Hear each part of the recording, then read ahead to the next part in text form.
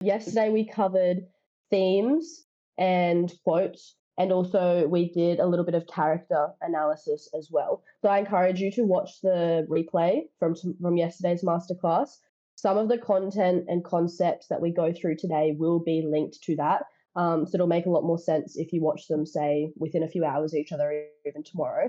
But yeah, do watch the replay because the stuff that we go over today definitely overlaps with yesterday's thing. Also, my exam was shocking. I only got 2 bodies of my intro done. Valid. So valid. Between you and I mean, between you and me and everyone here, I walked out of most of my mock exams in tears. They were really rough. Then again, I graduated in 2020 during COVID, so that was also really rough. But mock exams were, yeah, see, I'm glad I'm not alone here. Like, I just want to be like completely transparent and honest with you guys. Mock exams were so, so difficult. And I got into the external exam and I almost felt like they were being a bit cruel to me because the external exam was just so much different to the mock exam. Like, I felt as though I'd been lied to through mocks. You know what I mean? We can only go up from here. This is the attitude. This is the attitude. If you start at the bottom, you've got to get to the top somehow. So I love that. I love that. My math was even worse. Don't worry. I only like the bio exam. You like bio? What? Crazy. I did not like bio. I think I got through multi-choice and did like some of the short response questions and went down from there, but it's fine. It's fine. Once again, mock exams were 10 times harder than external exams. Like, I swear, bio was so hard. I relate to this. Math was my only fun exam.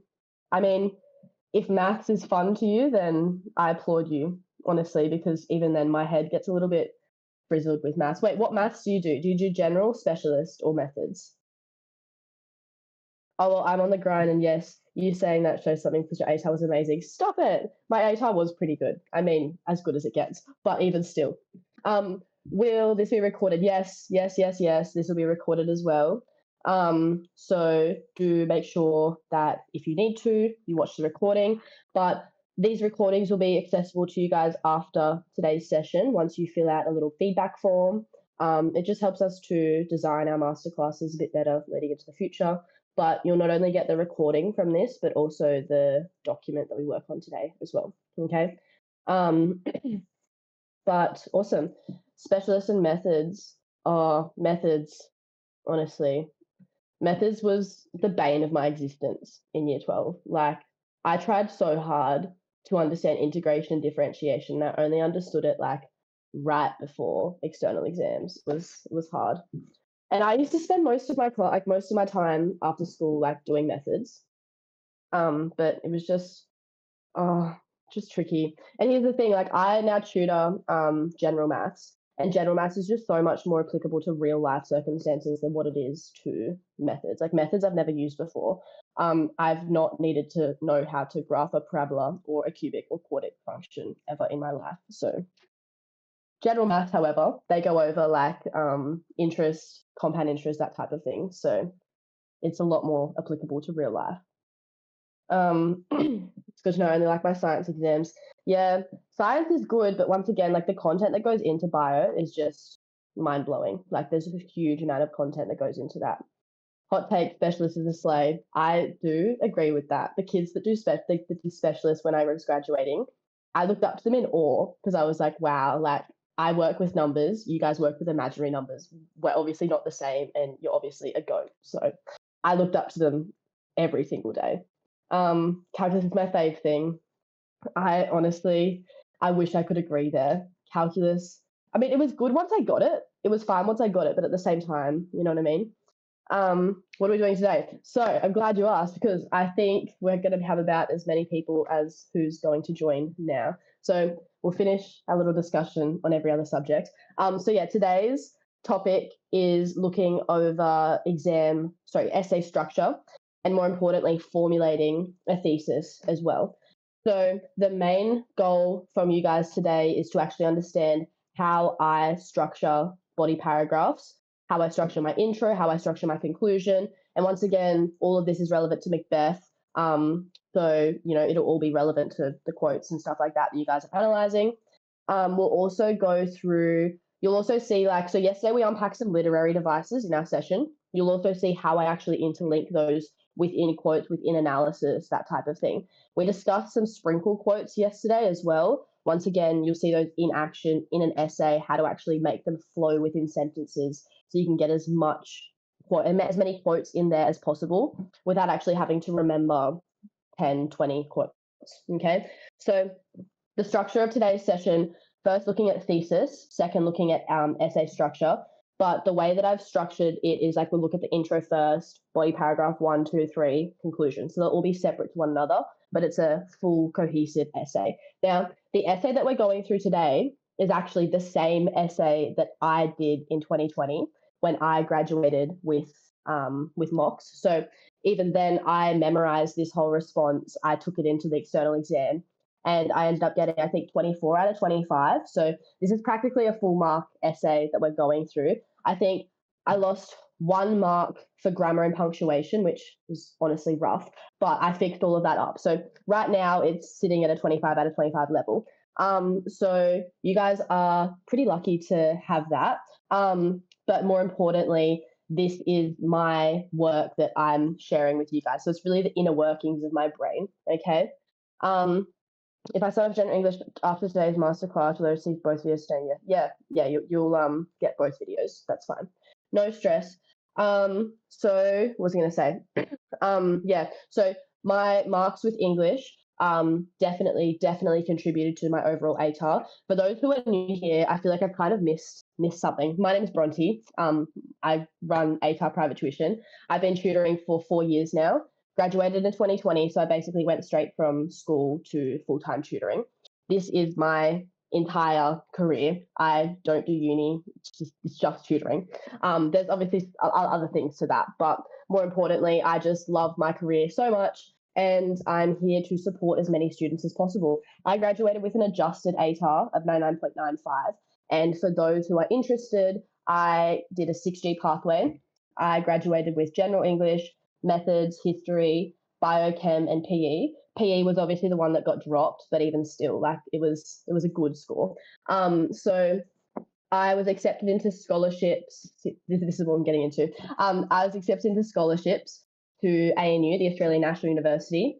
I was allocated 125K worth of scholarships, which is a huge amount when you put it into perspective. And I went into med science and laws. I did a semester of med science and laws, and I decided that there was bigger and better things for me out in the world, which is why I started my tutoring company. So this is my full-time, 110% dedicated, motivated to career. How do you get those scholarships? I'm not going to get one. You never know unless you try, Nova, honestly. Trust me, when you start knocking on those doors, one of those doors has to open. You'll be so surprised. I didn't think I was going to get scholarships either. And then next minute I got 3, and all of those added up to $125,000 worth of support. And a lot of scholarships are given to you, say you get 125K off of your actual course. My scholarships were a little bit different, where I got given that money into my actual bank account, which was wild. So is it glitching for anybody else? Can I get this in the chat? I'd hope not. Mine's fine. No. I think this might be your connection. Awesome. Perfect. That's what I want to hear. But yeah, long story short, 4 years tutoring under my belt. But yeah, you're in very, very safe hands at the moment. And do sit back, or not sit back, but obviously engage. But yeah, do enjoy. If you guys have any questions during today's session, come into the chat. I'll be jumping between the chat and also our document just to see how you guys are feeling. And yeah, we'll get straight into it. So I'm going to start sharing my screen. And as I mentioned before, there's 19 of you here. This is good. I love this. We've got a bit of a bigger class today. As I start sharing my screen, you guys will see what we're going over today. Now, here we go. We should be able to see where we are at. First things first, we're looking at formulating a strong thesis. Now, the question that I've chosen today is the question that my essay was structured upon. This is from the 2020 General English exam, but word for word, this is what I answered to. So the question they asked in 2020, insecurity shapes Macbeth's reign as a king. To what extent do you agree with this statement? Now, I've given you guys a few different aspects to explore here. More importantly, though, these bottom two, I'm actually going to pass it back to you guys to see what your thesis might be on these. So have a little think about those as we go through. Now, I think the first step when it comes to formulating a successful thesis is to actually choose a main focus. So you can see here, this one's looking at psychological instability, as opposed to this one, power and paranoia, ambition and security, etc., etc. So choose that overarching theme that your thesis is going to be looking at, okay? Next, we're going to want to try and essentially answer the question within that thesis itself. Your thesis should be a direct link to the question you're being asked in the external exam. So here we've got direct link to question. Now, how you might want to achieve that is by using the same words that they give you in the question. That is 110% A-OK, and it's probably one of the most effective ways to create a thesis that's actually aligned with the question that you're asking. More importantly, though, I think if you use those words that have been given to you in the question, it'll mean that you're not going to go off track because your thesis is actually going to be based upon the question itself, if that makes sense. So I'm going to go through and read a couple of these out. Then I'm going to give you guys an opportunity to work through some yourself. So with psychological instability, I've written the low thesis. Insecurity drives Macbeth's psychological deterioration through the play, causing his descent into madness and leading to his ultimate downfall. You'll see this word a lot come up within our essay today. Ultimate downfall, tragic downfall, unchecked ambition. All of these are phrases that can come up in your writing quite often, and I encourage you guys to kind of have your own little toolbox of phrases that are really interchangeable that you can use really comfortably within your essay that will fit no matter where they are, okay? So once again, when we look at that overlap in the words, insecurity shapes, insecurity drives, okay? Basically answering what we've got here. Next, with power and paranoia, looking at a different aspect. So I personally prefer the psychological instability one, but even still, we'll keep going. Power and paranoia. Macbeth's insecurity about his right to the throne fuels his paranoia, making him rely on violence to eliminate perceived threats and maintain control over Scotland.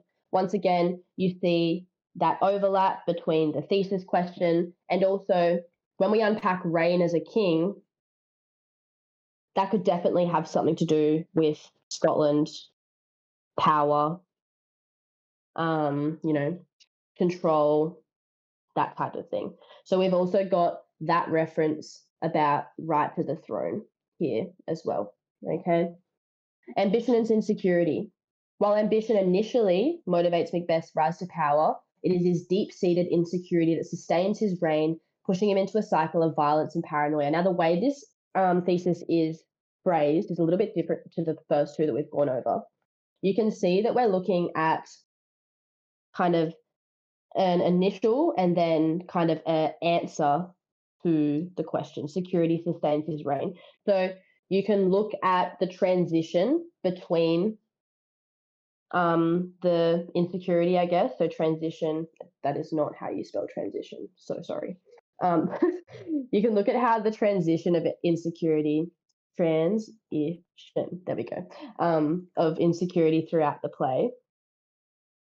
And that can be a really nice split in your arguments, is looking at, say, the first part of the play, the middle of the play, and the end of the play. I really like looking at like different areas of the play. I think it makes it a little bit easier in terms of your splitting arguments. So you can see that the way that this thesis is phrased is a little bit different to the first two that we've done already. Okay. Looking over these other ones, Macbeth's insecurity about his masculinity leads him to overcompensate with displays of aggression and violence, proving his worth through acts that ultimately bring about his ruin. You can see how the ultimately brings about his ruin is very similar to this ultimate downfall thing above. But once again, that link using the word insecurity, it has to be done, okay? If you're going to formulate an effective thesis, you need to use words that are mentioned in the questions. One of my most important pieces of advice for you guys here.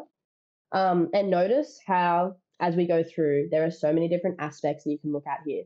So already we've looked at 4 aspects, all relevant to the same topic of insecurity, okay? Last one, insecurity and manipulation.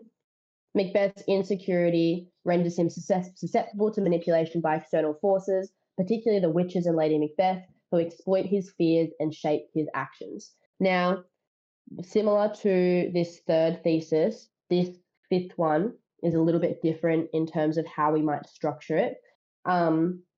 We've got here particularly the witches and Lady Macbeth. So we kind of make reference to the split in arguments within our thesis here. That's if that's how you like to write, that's so fine. But personally, I prefer to have an argument sentence after my thesis. I feel like it just works a little bit better.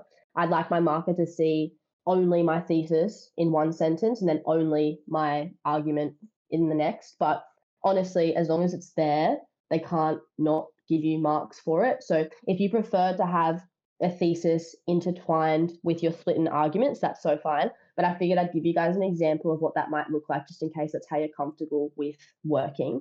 Now, we've got two topics, I guess, all linked to that question that we're going to explore together today. And I'd like to see your thoughts and how you guys might structure a thesis, particularly for insecurity and leadership, and then we'll move on to insecurity and guilt.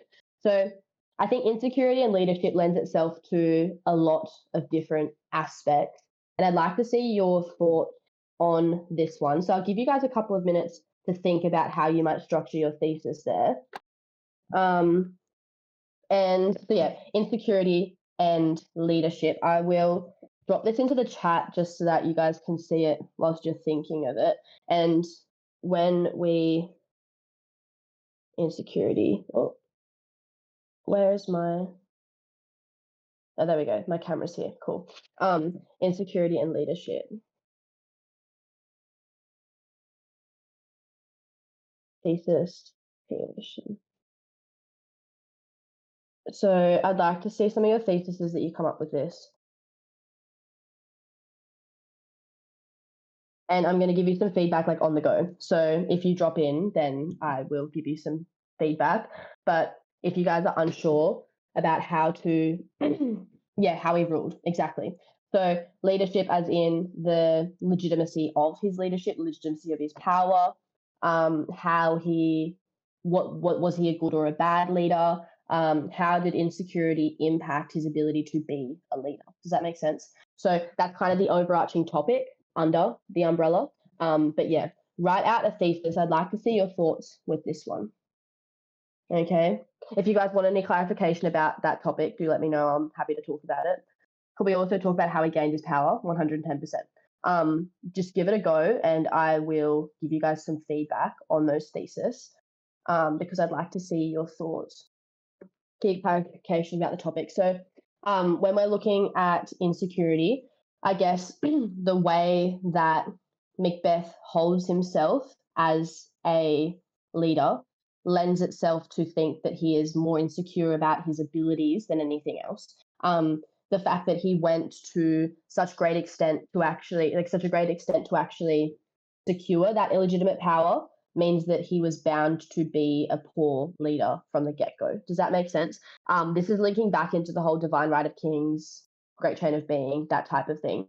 I wouldn't necessarily include that within your question, within your thesis, but even still, I hope that gives you some background as to what this topic is looking at. So, but essentially, how his lack of confidence in his own abilities impact his ability to be a legitimate leader, okay?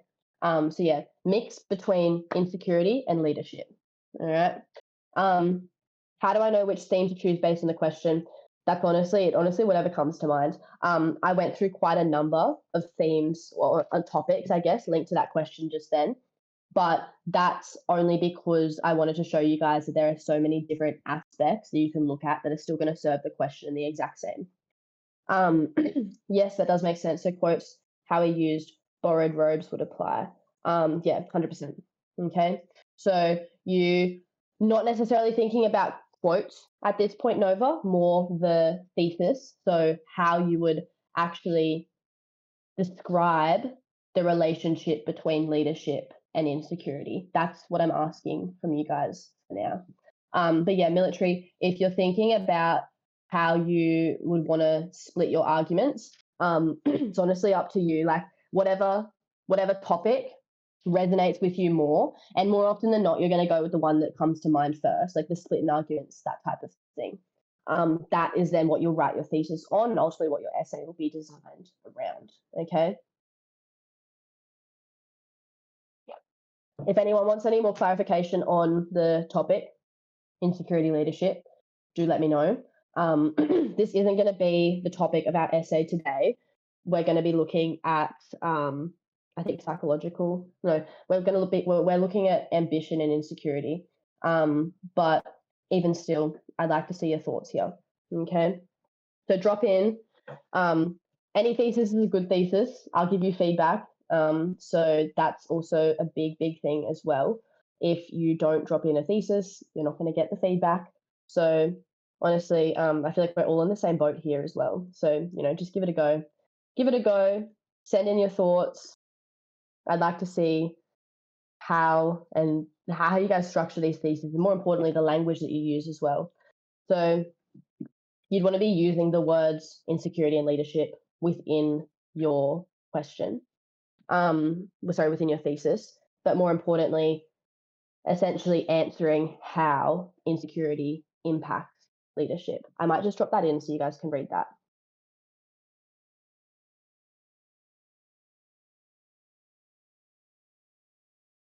Cool. Claire, I like that one.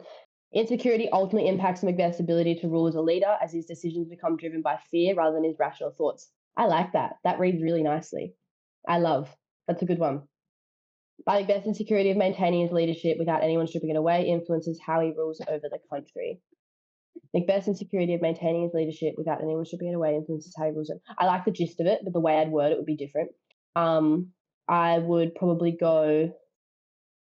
Macbeth's insecurity of maintaining his leadership. So the idea of leadership without anyone stripping it away basically is summarized by illegitimate power. So Macbeth's insecurity of maintaining his leadership is illegitimate leadership influences how he rules over the country. That, I think, is a more concise, to the point thesis. I'll write this out for you just whilst other people are dropping in, so you can see what I mean by this.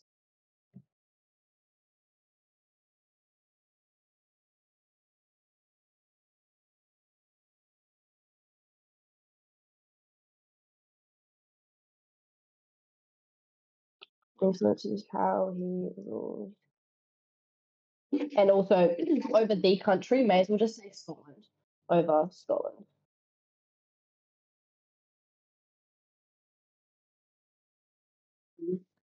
Naomi, I hope you can understand the changes that I've made. I've basically taken your thesis exactly as it is, but I've just condensed it a wee bit. You don't want to be too wordy in your thesis, in the sense that you don't want to be using unnecessary words when they could be summarized into something shorter. Okay. What else do we have? Macbeth's knowledge of his inherent inferiority as an illegitimate leader led him to his ultimate downfall through his inability to project his feigned confidence into Scotland. I like that. That's fancy. I like that one. Macbeth's knowledge of his inherent inferiority as an illegitimate leader led him to his ultimate downfall through his inability to project his fame. Yeah, that's nice. That's nice. Macbeth's cowardly and unorthodox path to leadership ultimately leaves him with insecure thoughts. I love that one. Military, that is just so nice and neat. I like it. I like it a lot. And see, Naomi, I'm hoping you see, like, with like reading other people's thesis, how the more aligned and condensed it is, the better it reads, the better it flows. So what else do we have? Through Macbeth's insecurity and upholding divinity, Shakespeare warns audiences of how an emotionally vulnerable leader is bound to fail and shatter noble roles. Oh, I like this. I like that. I really like how you've mentioned the whole Shakespeare warns audiences. I think that's quite nice. Let me react to this one. Love. Yeah, good job, guys. I think that we really, really nailed that one. That was a really, really good effort from all of you guys. I'm hoping that you're getting a little bit more confident with the actual writing. Everyone ate. They did. They did eat. Thank you. Everyone served, ate, all done. We do have one more chance. So for those of you who didn't participate within that one, I've got another topic here. We'll go over the ones that I wrote afterwards. Actually, we may as well go over the one that I wrote for insecurity and leadership now. So I'm just going to erase this. How satisfying. It's like a little reveal. And you guys can now see how I wrote. So Macbeth's reign as king is characterized by insecurity, which prevents him from ruling effectively and instead compels him to seek validation through violence and oppression. Your split in arguments here would probably be looking at violence and oppression or different aspects of the novel. But yeah, that's what I wrote for that one. I like yours better, honestly. I kind of like some of the ones that I read. They were nice. The next opportunity that I'm going to give you guys is to look at insecurity and guilt. So, same type of thing. If you guys would like some explanation on that, I'll give it to you guys now, but I'm going to drop it into the chat so we can have a little look at it. Insecurity and guilt. So essentially, you're looking at the connection between insecurity and guilt here, how insecurity creates guilt, how guilt creates insecurity, however you want to look at it. But essentially, you could think about how, his guilty conscience ultimately created the insecurity that brought him to his downfall, that type of thing. Or you could look at it the other way, how his guilty conscience pushed his insecurity even further. That's the same type of thing. But essentially, looking at the connection and the relationship between those. Can I show the question as in the actual exam question? Yeah, easy. I'll drop it into the chat. Let me grab this up.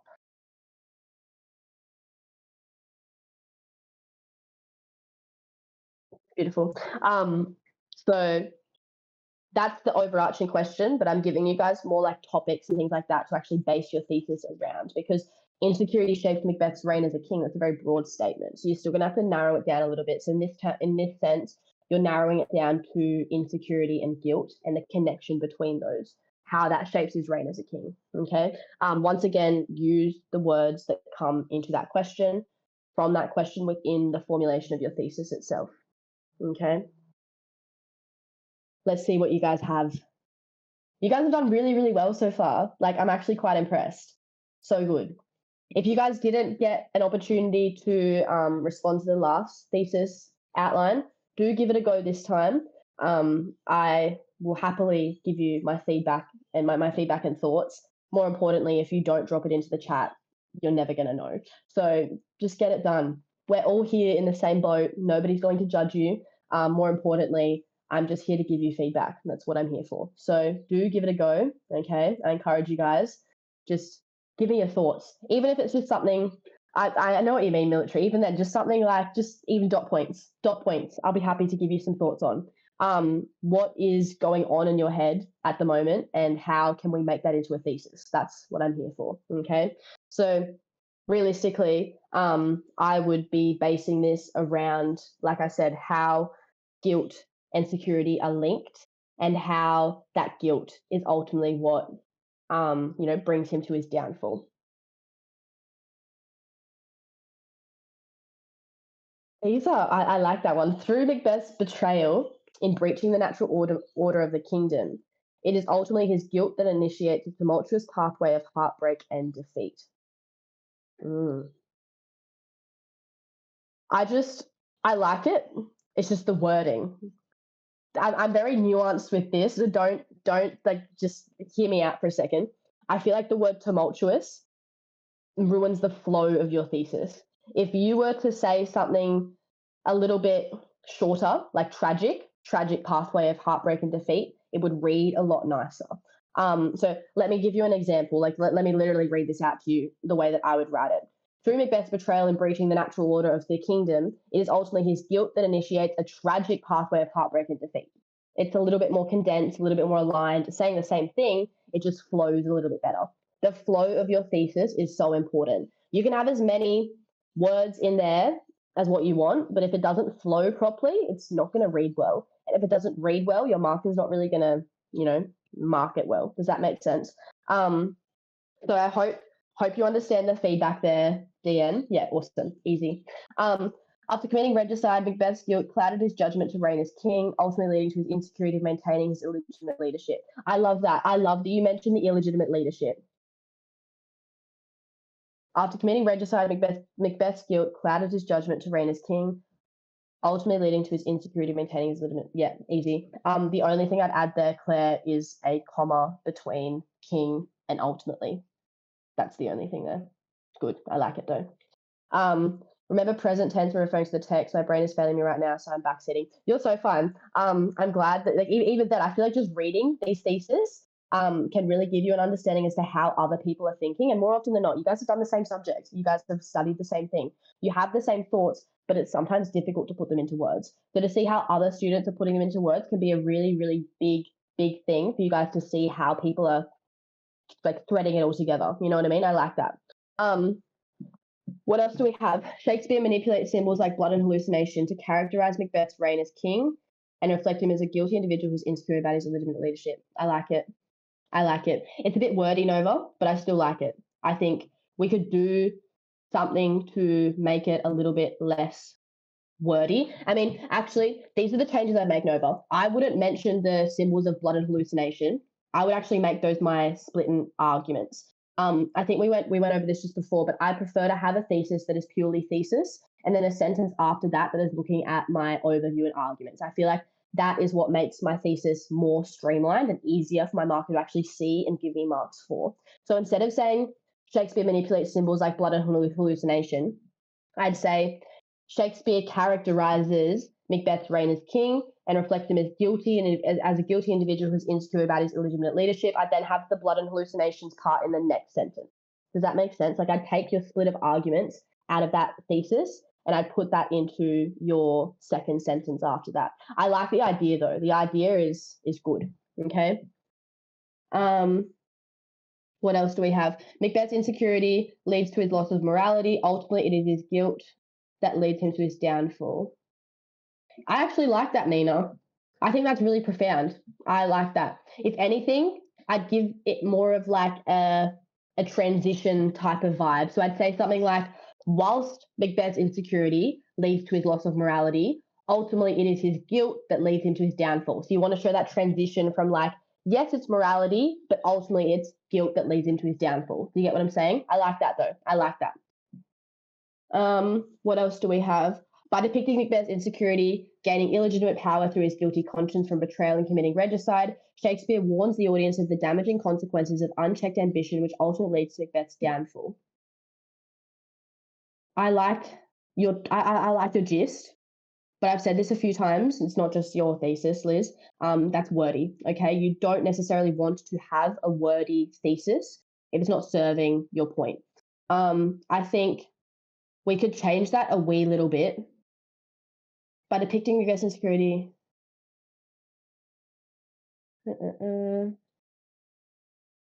I feel like you could look at the concept of illegitimate power, insecurity, gaining illegitimate power through his guilty conscience. I wouldn't mention the betrayal and committing regicide. You could have that as like a lead-in or something like that within your introduction. I feel like that's what's making your thesis wordy at the moment. I like the whole Shakespeare warns the audience of the damaging consequences. I feel like that's like such a smart thing to intertwine within your thesis, because a lot of people just look at like the text itself, which is honestly what I do. But I like the idea of seeing that there's like a broader picture to it. So I really like what you've done there. In terms of how I'd change this, I'd say by depicting Macbeth's insecurity, gaining illegitimate power, get rid of through his guilty conscience, Shakespeare warns the audience of the damaging consequences of unchecked ambition, which ultimately leads to Macbeth's downfall. That's what I'd change there. But then I guess you don't have the guilt part. even still, you get what I'm saying. You just take the betrayal and committing regicide. So by depicting Macbeth's insecurity, gaining illegitimate power through his guilty conscience, Shakespeare warns the audience of the damaging consequences of unchecked ambition, which ultimately leads to his downfall. Easy, done, hands down, beautiful. Okay. What else do we have? The original protagonist vibes of Macbeth. Sorry, that made me giggle. In a good way, military, in a good way. The original protagonist vibes of Macbeth create a huge guilt within him. Shakespeare shows the inevitable train wreck of guilt leading to insecurity. I like this, but I also think it's got a bit too much emotion in it, as in train wreck of guilt really is. I like how it sounds, but it's not necessarily like thesis language. Do you know what I mean? Like you kind of want to be a bit more unbiased in your thesis. And also protagonist vibe, protagonist. You've got me confused now. Protagonist vibes. We could probably change that to a bit more formal language. The original protagonist. I can't even talk right now, guys. Please don't judge me. The original protagonist portrayal of Macbeth create huge guilt within him. Yeah, protagonist portrayal. I'm just not going to say that word ever again now. Sorry, guys. The original P-word portrayal of Macbeth creates a huge guilt within him, where Shakespeare shows the inevitable consequences of guilt. Easy. That's a little bit more formal language, unbiased. Okay. Rather than saying train wreck of guilt, consequences of guilt. Okay. I didn't really know what I was writing. Well, I feel like that's the same with everyone in their thesis. You kind of just write what feels good, and that's your thesis. So, I used to do that all the time. More importantly, though, the fact that you gave it a go, love your effort. And also now you've got feedback to apply within your thesis themselves. Okay. I'll see if we've got any more theses that come up, but once we've gone through this, is it not a good idea to place the author name at the start of each thesis? Yes and no. It depends how you want to write. Realistically, this is going to go halfway into towards the end of your introduction. As in, you already would have mentioned Shakespeare, you already would have mentioned Macbeth, you already would have given me a little bit of context into where it's placed, who wrote it, that type of thing. If you don't want to put if it doesn't fit, if it doesn't flow within your thesis, then don't put the author's name in. It's not necessary, okay? It's definitely a good idea, yes, but it's not 110% needed, okay, in all circumstances. If it works, do it, but it's not something that I would do with every single thesis. I would play it by ear depending on how it read, okay? Does that make sense, Nova? I feel like some teachers have like strict thesis conventions as to what they want to see, which is so fair. But when it comes to QCAA, I feel like it's the flow of your writing that makes the biggest difference. So if your writing flows well, you're going to get good marks. It's just how it is. If you have a happy marker, you're going to end up with a happier result. Okay. So I think I feel like it's forced into my mock. Exactly. Yeah. So some teachers like to see it, which is fair. That's fine.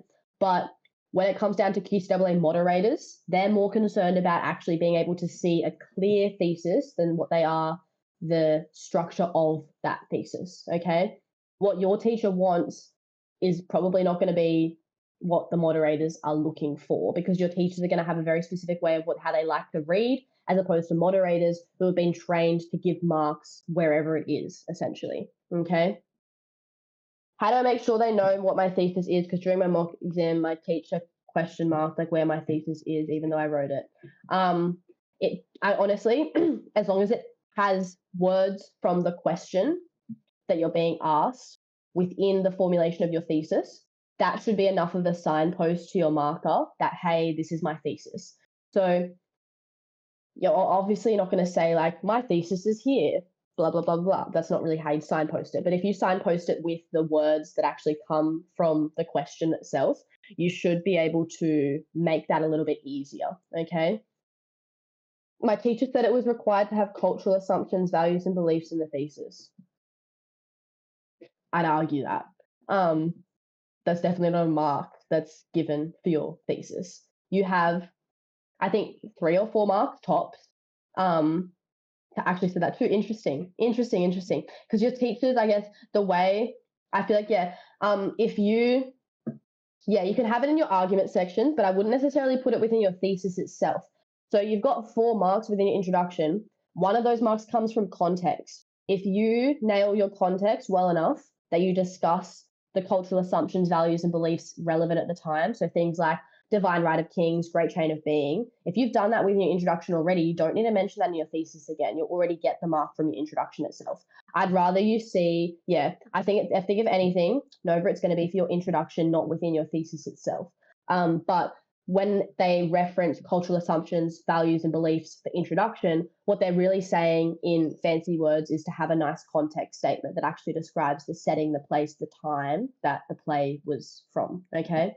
Exactly, historical context. Exactly what I'm saying. So as long as you've got the the where it's set and like how that impacts like the showing of the play, that type of thing, then you'll be fine. Another thing that we unpacked a little bit yesterday, you'll see this in the recording. Somebody mentioned, I'm not too sure if they're here today. If they are, thank you for your bright ideas. But they mentioned having like a overall like this is how it's applicable to society today type of section. I feel like that could be really interesting, especially with your introduction after say your context and stuff like that. Like this is still relevant in today's society where XYZ. If you're looking to bolster up your introduction a bit, you can definitely do that. Is it necessary to put in body paragraphs? I feel as though yes, Nova's correct. It is definitely one of your criterias, but don't force it because I think by forcing it, you make it seem like disjointed and it just doesn't work as well as what it would if it was to go into the what's it called, the analysis itself. Yes, Claire, we'll be moving on to our introduction in just a second. I'm just going to see if anybody else has any questions about anything to do with the thesis side of things. Wait, so starting that it goes against the DRK is an incorrect statement. Can you elaborate on that? Stating that it goes against. Oh, right. Sorry. Right. I was like, what does DRK mean? So stating that it goes against the divine right of kings is an incorrect statement. I mean, no, Macbeth does go against the divine right of kings. That is correct. But I'd phrase that in the sense of unpacking what the divine right of kings means and how that impacts, say, great chain of being and stuff like that, as opposed to making a specific statement. Is that the same with great chain being? Yeah, essentially. Naz, you'll understand this if you look at the recording from yesterday. Divine right of kings is where the kings were allocated by God, not by men themselves. And then great chain of being is where there's like a natural order. And if that gets disrupted, then things go downhill. I struggle writing my thesis through evidence available. Do you have any tips? Honestly, write your thesis first and then make the evidence fit. I would only go into I'd only go into your external exam with quotes that are relevant, like that can be flexible and relevant to multiple different things. I'd have those quotes and those analyses ready to go. I'd write my thesis independently of that, and then I would change my analysis of those quotes to fit my thesis. So your evidence should be like more solid than what your thesis is. Your thesis is going to change depending on the actual question. The quotes and the evidence that you use is basically going to be the same. Other quotes from yesterday universal can be used for most things. Exactly. Yeah. The quotes that we went over, the quotes we went over yesterday are pretty blankety. They're pretty flexible. So as long as you change your analysis to suit the thesis that you write, I do it the complete opposite way. That is why it's taking 40 minutes in planning. Yeah. I definitely think that if you start with your thesis, that's going to give you much more of a direction as to how you're actually going to describe and analyze those quotes, as opposed to choosing your quotes and then writing your thesis. I wouldn't do it that way. It's going to take too much time. If you're going to try and find quotes that perfectly align with your thesis, it's just not going to work in an external setting. You're going to run out of time. If you use your thesis to then inform your quote and analysis, that's going to be much easier. Thesis first, Naz. Yeah, thesis first. And then change your quotes. You not actually change your quotes, but change your analysis of those quotes depending on what your thesis is. Does that make sense to everybody? Because I think the thesis is probably one of the hardest things that people you struggle with in the exam, and also selecting the quotes. Easy, good to see. So now we're going to go over our introduction. I'll try and get through all body paragraphs, but we will see how we're going on time. That actually took a fair bit longer than what I expected, which is so fine. But I'm glad you guys got an insight into how to actually write those theses. We're going to move on to the introduction and stuff now, though. So, I mean, you guys will see this when you go over the recording, but this was my little quote, or sorry, my thesis. Macbeth's insecurity about his moral integrity intensifies his feelings of guilt, causing him to spiral into paranoia as he attempts to suppress his remorse through further bloodshed. Very, very similar to some of the ones that you guys wrote. Okay, so we're diving straight into things. Now, I'll come back to the chat after each one of these sections, but I'm not going to be on there as frequently because I really want to get through this introduction for you guys to actually see what's going on. Now, I've got a bit of a plan as to how I'm going to structure it, and then we'll highlight those sections in the actual introduction itself so you can see exactly how they link together. We'll go over the plan, we'll read the entire intro first, and then we will highlight the sections that correlate to the plan so you guys have a full understanding of why I'm doing what I'm doing, okay? So I think the first thing, what you want to do with your introduction is a brief introduction to Macbeth, okay? That's where your context and your cultural assumptions, values, and beliefs come in. So I'm going to write some notes here for you guys to look at. So context, cultural assumptions, and you'll notice where I do that within my intro. We'll go over that shortly. Next, we're going to be looking at defining the topic that you're looking at. So in this case, I'm looking at insecurity as both psychological instability and fear of losing power. Okay, that is important because I'm narrowing down the topic of insecurity itself. So narrow down the topic. We're then going to follow with our thesis. Okay, you'll see this in action shortly. And then our overview of arguments. These 4 sections, so introduction, narrowing down the topic, your thesis statement, and then your overview, that is the bare minimum of what goes into your introduction. And realistically, that's all that needs to go into your introduction. You only have maybe, I think, 4 marks or so allocated to your introduction. It's not a whole lot of work, okay? You can see here, I've got 137 words. I wouldn't go any further than 150 for your intro, okay? And even then, 150 is a pretty big intro. So something around 100 words will serve your purpose just fine, all right? We're going to read through this introduction in full, and then I'm going to go back over and we're going to highlight those sections, and you can see how much of that actually goes into my intro, all right? So set in Jacobean Britain, I'll keep this side by side so you can see. So set in Jacobean Britain, Macbeth unfolds in a world governed by the divine right of kings and great chain of being, where kingship is seen as ordained by God and disruption to the natural order brings chaos.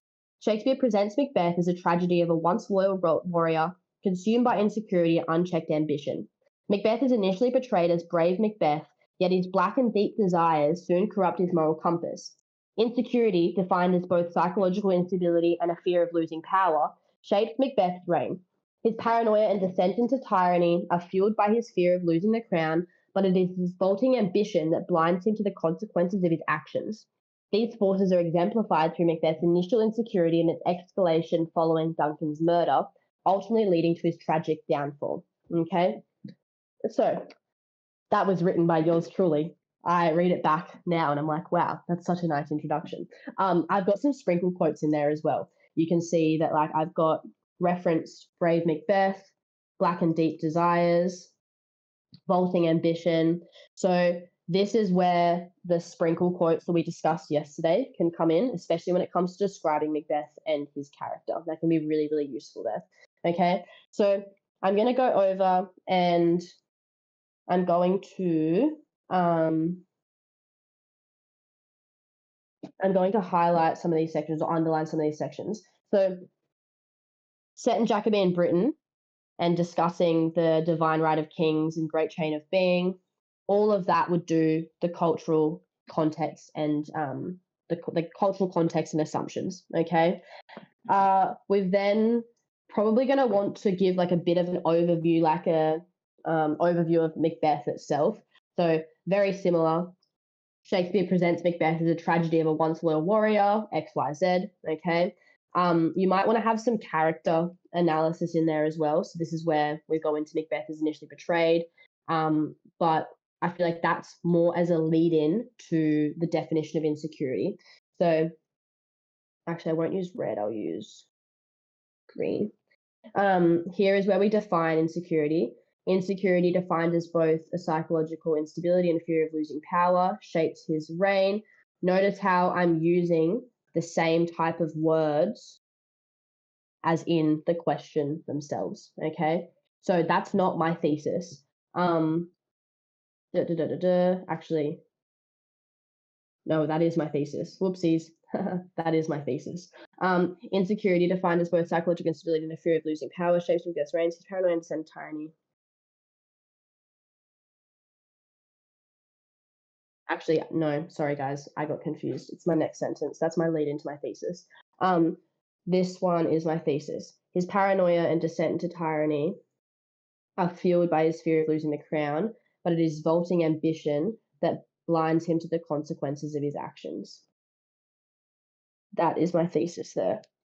So I've got a bit of a lead in, but that's more as like a narrow down of the topic. Okay. And then finally, our overview of arguments.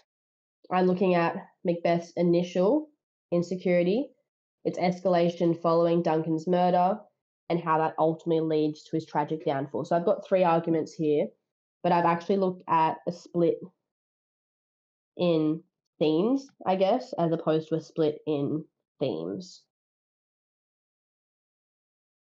We discussed yesterday how we could possibly split our arguments. And in this case, we're looking at splitting it in scenes, not necessarily within themes or characters, okay? Because the theme itself is quite specific. It says insecurity. So I have to basically go against a scene type of perspective because I can't bring in other characters. It's about Macbeth, okay?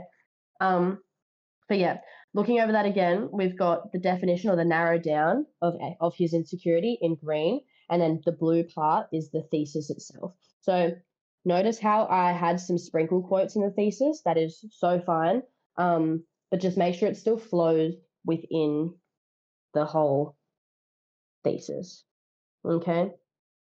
This is something that I wrote in year 12, so it's 4 years ago now. The way that I've written has changed quite a bit, but even still, it's very applicable to how you guys would write now. So his paranoia and descent into tyranny are fueled by his fear of losing the crown, but it is his vaulting ambition that blinds him to the consequences of his actions. Basically, what I'm saying here is insecurity is relevant, but it's ultimately his ambition that pushes him over the edge, okay? Because the question itself, remember, was to what extent do you agree with this statement? So I've still got the idea there, but I think that I've kind of flipped it a little bit to give them a real perspective into it. All right. I'm going to pop over to the chat now and see how we are looking. Does it require to state quotes in the introduction? No, you don't have to state quotes in your introduction. I did it because I wanted to put some sprinkle quotes in there. Sprinkle quotes are like little mini quotes that describe characters, scenes, that type of thing. So you don't have to put them in there, but it definitely puts your introduction ahead of everybody else's. If your marker sees quotes from the get-go, they know that you know the text, okay? I'm impressed. That's a good intro. Thank you, Claire. I appreciate it. How many quotes would you say you memorized before the exam? I took in 10 quotes. That's it. 10 solid quotes. And then I've had like some sprinkle quotes and stuff like that as well, like, you know, heroic Macbeth, that type of thing. But realistically, 10 solid quotes is what I took in. And with those quotes, I had analysis attached to them as well. Okay, so I took in my quotes, my analysis, and that's kind of how I structured my response that way. I feel like 10 is a good number because you're only going to use like 6 of those in your exam, 2 each body paragraph. So you've got a little bit of flexibility as to what quotes you want to use where. And I wouldn't just be taking in like random quotes, like take those universal type of quotes that we'll be looking at in the next few weeks into your exam so you're prepared for as many situations as possible. Any comments on the introduction? Anything you want me to clarify, or are we good to move on to body paragraphs? There's like a pretty strict structure with intro, I'd say. But yeah, as long as you follow that, your intro is going to be perfect. Okay. Once again, that context, can you take a screenshot? You'll end up getting this as a recording. You'll also get that document as well. So you can screenshot away as many times as you want, but you actually have the document to look at as well, Naz. So all good. Also, that actually makes me really, really happy. It's like, can I get your autograph? Do you know what I mean? It's like, can you have a look at my thesis? I don't know. It makes me feel good. Thanks. I do like that structure. I talked more about the gunpowder plot and James 1. Yeah, right, fair. I honestly think you don't need to go that deeply into historical context. Honestly, Divine Right of Kings and Great Chain of Being is fine. I think that's a-okay. All right. Perfect. We're going to go on to body paragraphs now, and we will. I love your comments, guys. It makes me so. Oh, my heart's full right now. Stop flattering me. But yeah, we'll go on to body paragraph 1, 2, and 3, and see how I've structured those. Now, I did structure these a wee little bit differently between each body paragraph. As you can see here, there is a lot of writing that we're about to go through. So the way that I'm going to go through these is going to be a little bit different. We're going to go through the plan, but then as we read through the paragraph, I'll be highlighting those sections just so we don't have to reread it over again. But I encourage you guys, in your own time, read this essay back to front, because you'll actually see the cohesion in ideas and how I've kind of, just put it all together. It works really well. So I asked a few of you yesterday what topics, like what type of structure you guys use for your essay. I am a teal girly through and through. I tried to get the whole pretzel thing last night, and I was like, it's okay, but like even still, just the way that I write is always going to be teal. So if you guys have a different essay structure that you prefer to use, that's so fine. It's definitely transferable into what we're about to do. But what I've based this argument on was based upon how I wrote in year 12. So how I wrote in year 12 was always under teal, okay? So I just want to specify that up here in case you guys need to go back over it. Topic sentence, elaboration, evidence, explanation, that's one lot. Evidence, explanation, that's the second lot. And then an L. So I've got 5 E's there. You guys get what I mean by 1 and 2 when we look at the quotes. So I feel like I'm going to go through the plan first and how that's actually transferred into the writing. But so we always start with our topic sentence, probably one of the most important things here, actually having a gist of your paragraph. So here we're looking at Macbeth's initial insecurity. So what happened essentially before he killed the king. So to split my arguments is before he killed the king, after he killed the king, and then ultimately his downfall after that. That's the 3 splits in the arguments. So our first one is looking at the pre-regicide, okay?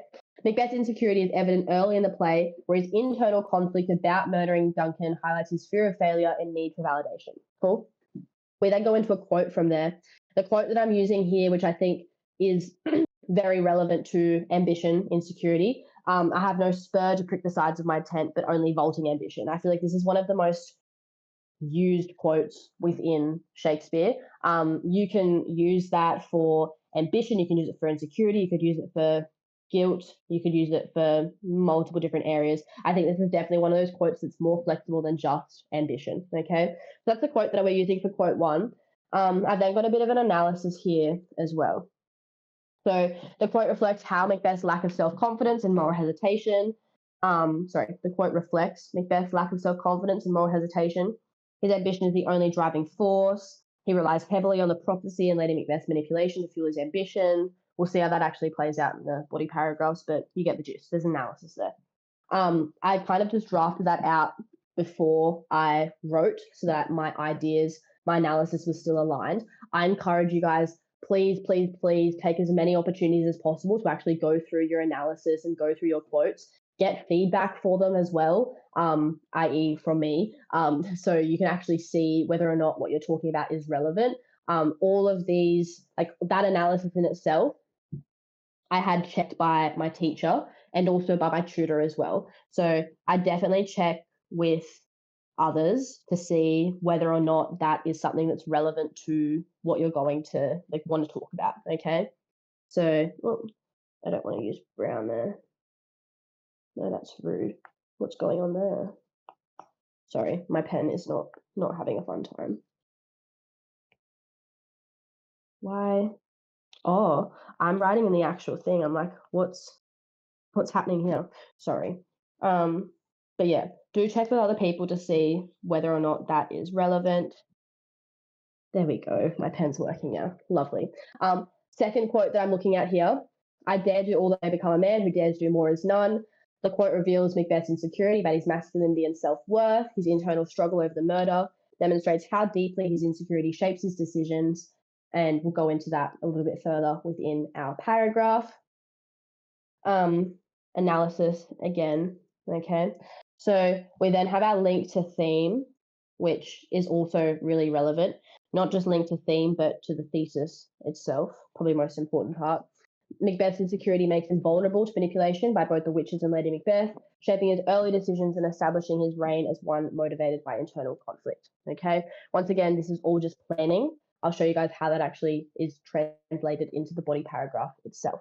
Okay, so Macbeth's insecurity is evident early in the play, particularly through his internal conflict regarding murdering King Duncan. This is my topic sentence. This guy here.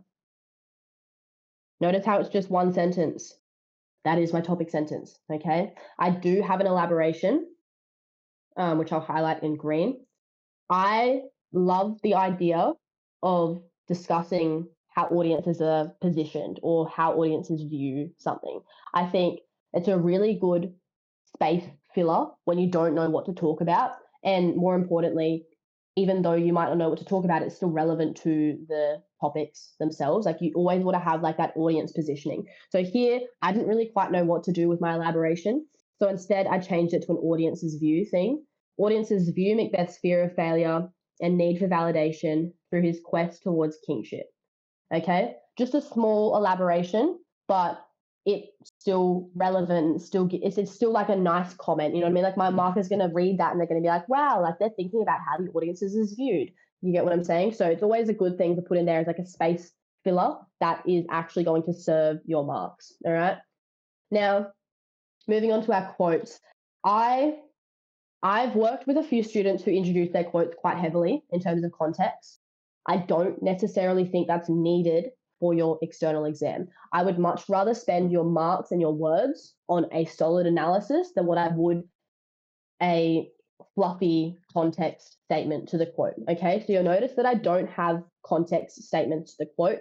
My words are better spent within, say, understanding the literary devices and things like that. I know some teachers like to see them, but realistically, you don't get marks for context statements on quotes. You get marked for your analysis of the quotes and your analysis of literary devices. So spend your words where you're going to get marks. It's my biggest piece of advice. If you don't want to write a context statement, you don't have to. Okay, I didn't write one for my external exam. This is the exact same essay that I regurgitated in my external, and I still got 24 out of 25. Okay, the one mark that I lost wasn't because of context statements; it was because of grammar and punctuation. All right, so you don't need to have that there. I then got my quote. We'll do this in pink. I think quotes should be pink. So my lead into this, he admits. That is my lead in. He admits, I have no spur to prick the sides of my tent, only vaulting ambition. Notice how I've still got my reference there. That's necessary. And then I go into like a little bit of I think I start my analysis essentially straight after. Acknowledging ambition is his sole motivator. Okay. This metaphor, you do need to have literary devices here. So I'm just going to highlight that, but this is still part of my analysis. This metaphor positions audiences to view. Notice how I'm still talking about positioning audiences. It's a really powerful thing to do within your analysis. To view Macbeth's motivations as excessive and dangerous, acknowledging that he has no moral or external justification for committing regicide. Macbeth's ambition is driven not by confidence, but by external forces like the witch's prophecy and Lady Macbeth's manipulation, exposing his psychological instability and lack of confidence in his abilities. You can see that this is all still my analysis. You can see that the majority of my words here are spent on my analysis, okay, because that's where the majority of my marks come from, all right? Just before I go into this second part, I want to see the chat and see how we're talking about. That's fine. Everyone's good. Easy. So I'm going to go back onto the second part of this body paragraph now. Same type of thing. I'll highlight the sections that are relevant, but I'm hoping that that whole idea of spending words where you get marked is kind of clicking for you guys now, especially when you see it in context. Like, notice how the strength of my body paragraph hasn't been weakened by me not using a context statement. It's still 110% a strong body paragraph. I've just selectively used my words, okay? So next up, we're going for our second quote. I have a bit of a link between them. So I feel like I'll highlight this as blue. Even though it's not a linking sentence, there's a link here and here just to make the two work together. These weren't actually put separately in my essay. These were all put together as one paragraph. But I'm going to link the quotes here just so it flows a bit better.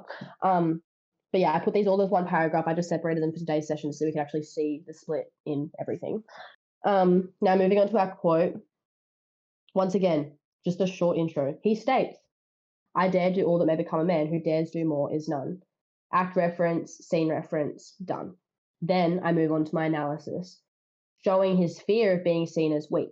Lady Macbeth exploits this insecurity, pushing him towards violence to prove himself. His fear of inadequacy compels him to take actions he otherwise questions, demonstrating his self-worth is tied to his need for validation. Shakespeare incorporates the use of paradox. Notice how the way I introduce this is a little bit different from before. I said up above, I said this metaphor positions audiences. Here I make it about Shakespeare. Shakespeare incorporates the use of paradox and irony. It's the same type of thing, okay? Once again, all of this is still analysis. By debating whether murdering King Duncan would still align with the honour and dignity expected of a man, audiences are positioned, notice how I like that a lot, to question whether it would instead strip him of his humanity. The quote's irony lies in the fact that by succumbing to his unchecked ambition, Macbeth loses his masculinity in moral terms. This exemplifies how Macbeth's insecurity, particularly around his manhood, drives him to pursue ambition and cost his integrity. I always have a wee bit of a link here as well. It's kind of just like a summary of the quote, and also really make sure that my marker can see that I'm linking it back to the thesis itself. And then our actual linking sentence is here. Ultimately, Macbeth's insecurity leaves him vulnerable to manipulation. His black and deep desires and reluctance to proceed no further in this business reflect his internal struggle, shaping his early decisions and pushing him towards increasingly destructive actions. All of that is a link there, just like all of this. Just like all of this is analysis. So you can see how big that split is, yeah? A lot of words, or a lot more words, go on the analysis than anything else, okay? I'm going to jump over to the chat now, see what your thoughts are here. Will we get marked down if we don't quote sources? My teacher said we don't need to. I've never not included the quote, like the sources, you know what I mean? Like the acts, the scenes. I would definitely suggest you do it because I think QCAA looks for that.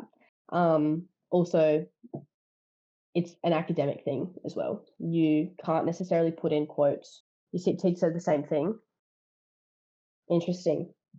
I will drop this into the QSH channel when I have a bit clearer of an understanding here, because I'd like to give you guys the most accurate information. I'll ask some English teachers myself and see whether or not you'll get down for not including them. But yeah, I would always include them. Realistically, all you need to remember is two numbers: 1725. Like, I don't know, if you've got a Maxi name, then so Maxi brain, then it'd be easier. But try to remember the quotes. She said last year we had to put it in, but this year we didn't. Maybe something that's changed recently. That's that's what I want to check. I definitely want to check that for you guys. Is it better to remember long quotes or short quotes and embed them? I think we can just refer to the act so the marker knows what we're talking about. Yeah, just refer to the act, but even then, I will confirm this with you. So keep an eye out on the next few days on the QSH free English channel, and I'll drop in some responses to that because I'd like to have a little look. Oh, sorry, I didn't even see this. I was going to ask, how do you set out your planning so you can write like this? Because it's such a strong body paragraph, so I always feel the need to write about context. How do I set out your planning? I regurgitate my essay. Honestly, I memorized my essay. I won't lie to you. I memorized all 998 words of it into my hot little brain, and that's what I just regurgitated it. But realistically, it's not the best way to do things. In terms of planning time, I definitely spend that formulating my thesis, choosing my quotes, and then trying to decide how I'm going to change my analysis based on what I've already remembered to serve those theses. Okay. Also, I feel like the more and more you practice writing these body paragraphs, the easier it becomes under time pressure. So in the next 5 weeks before external exams, you guys, when you join the external exam masterclasses, you guys will actually have the opportunity to do 5 separate essays, all with personalized feedback from me. Also, I should note that those class sizes in the master classes going forward are only capped to like 10 people. So that means that we're going to develop quite a big report, and I'm actually going to be able to help you guys with things that are relevant to you and your weaknesses. I definitely suggest just practicing. Nova, it's probably the best hint that I can give you at this moment is practicing until you're confident and comfortable with writing paragraphs under pressure, because that's exactly what you're going to be in your external exam. You can't get away from that. It will be stressful. But if you can get used to like say the wording, the planning, and how to actually change your quote analysis depending on the thesis, then it's going to make it a lot easier. Okay. Can we use events? Oh, also, I think somebody else asked a question. Is it better to remember long quotes or short quotes and embed them? I prefer short quotes to embed within your writing. That's how I would write now. But I think most of my quotes in my essay at the moment were longer quotes. I cut out some parts, but I remembered longer parts of quotes because I wanted those to be like the main focus, I guess, of my analysis. I used those embedded shorter quotes more as like sprinkle quotes, but that's just how I wrote. If you'd prefer to have multiple short quotes and then if you prefer to have a short quote and then a longer analysis, that's so fine. It's probably going to serve you better in terms of having less to remember and more to discuss. But then that's another thing as well, is you have less quotes to remember, but you also have more analysis to regurgitate as well. Do you know what I mean? So I feel like, I don't know, like using long quotes can definitely be good because it takes up words. But if you have a solid understanding of that quote and you have a lot to talk about in terms of analysis, then shorten that quote so you can have more words and analysis. Does that make sense, Nina? I hope that answers your question. I'll give you guys an answer on QSH about the referencing for the acts and stuff like that. Can we use events and interactions as evidence with some sprinkle quotes? Events and interactions, yeah, 100%. I think that if you describe the circumstances and the scenes and stuff like that, that can definitely be used as evidence. Personally, I'm more of a quotes type of girl. I like to use the quotes because I think that it's a lot easier to say pull out literary devices and things like that within the quotes than what it is within the scenes. I'd suggest if you are going to do events and interactions that you don't make all of your evidence events and interactions, because your marker still needs to see that you can talk about literary devices. Does that make sense, Veronica? If you want to do that for one of your body paragraphs, so fine, but don't do it for all 3. Okay.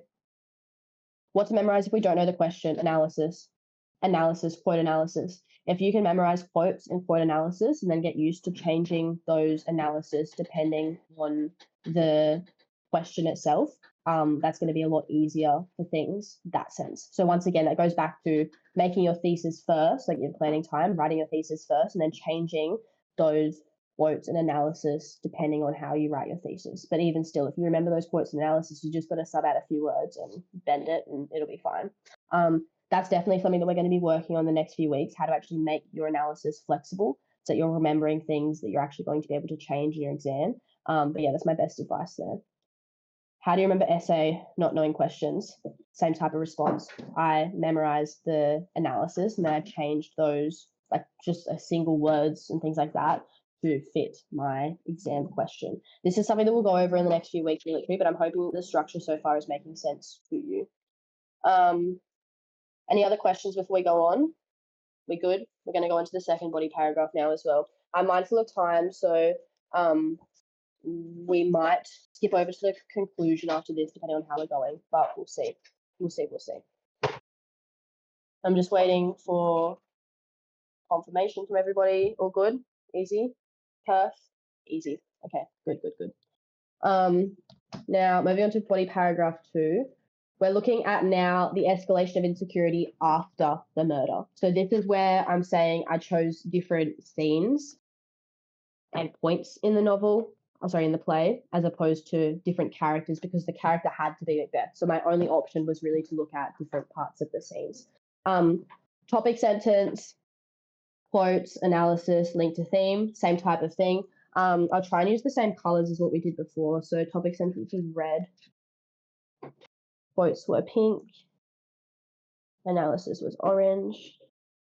You guys can read through this planning if you would like to see it, but realistically, it's really how it actually comes into the body paragraph that's the most important, so it's what I'll focus on at the moment.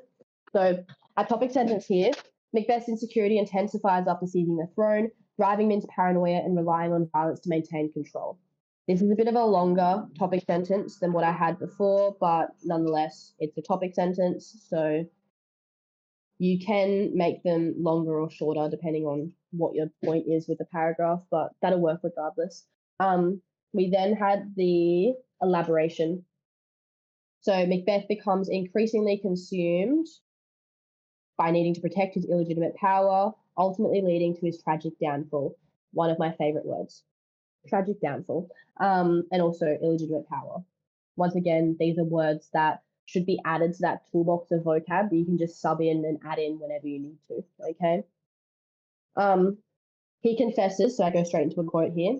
He confesses, to be thus is nothing but to be safely thus.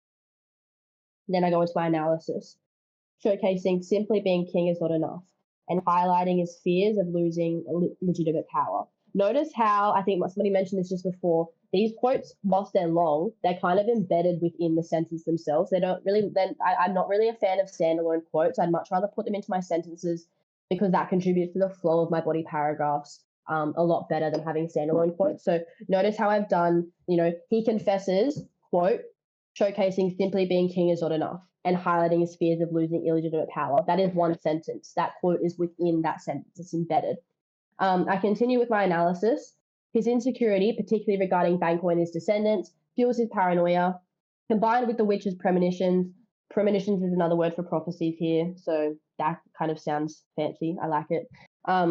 Macbeth is no longer driven solely by ambition, but rather plagued by fear, and his reign begins to crumble under the weight of his insecurity.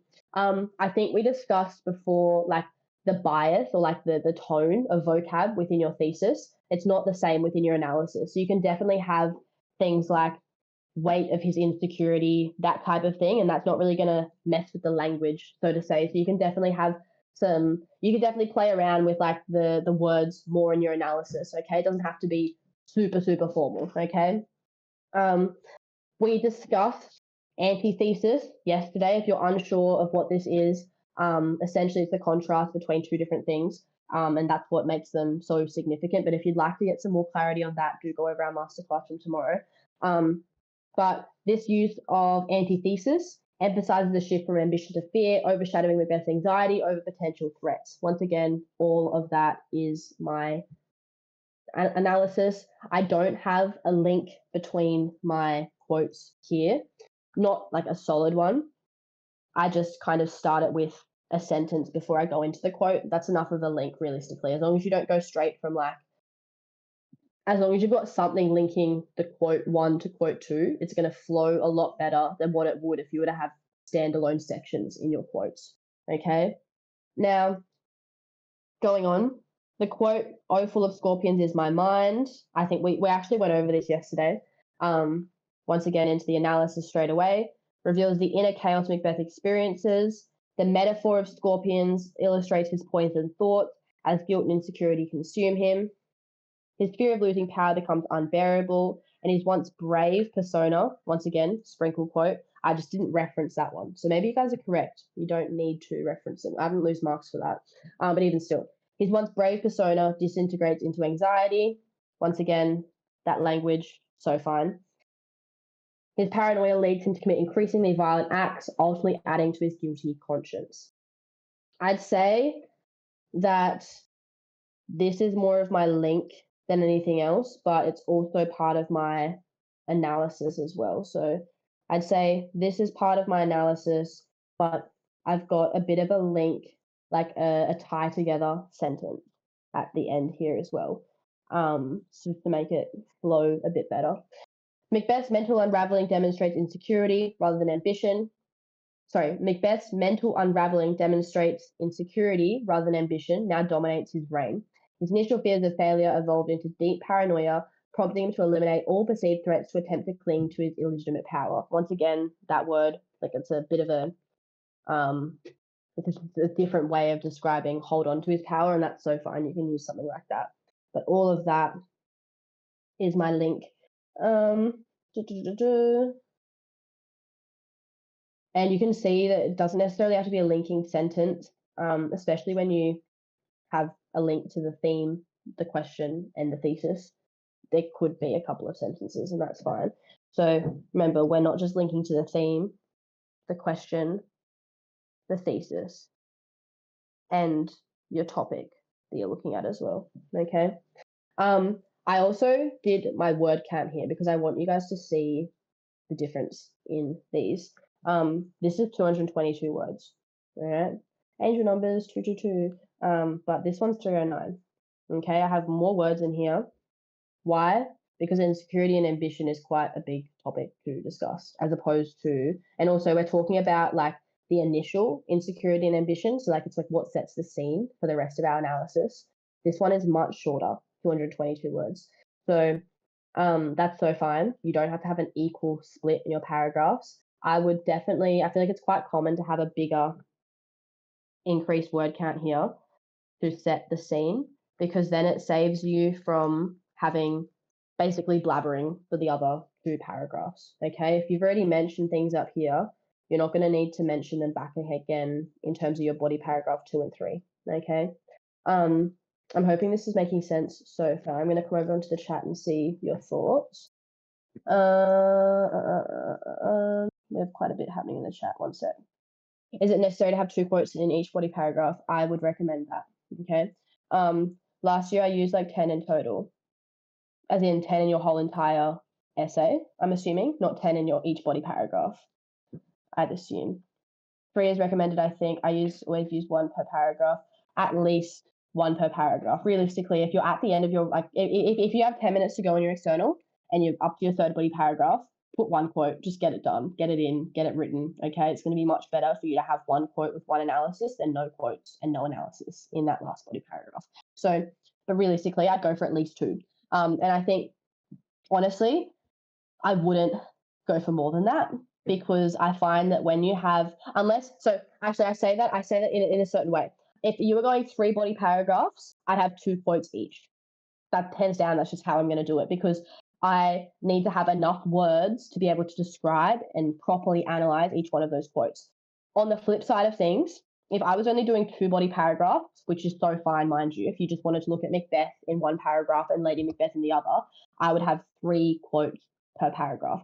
So even still, 6 quotes within all of your body paragraphs. I think that's like a general like good thing. Okay, definitely use more than 1, and don't use more than 3. That's my rule there. Okay. How much analysis exactly? Analysis is always going to give you more marks than the quotes themselves.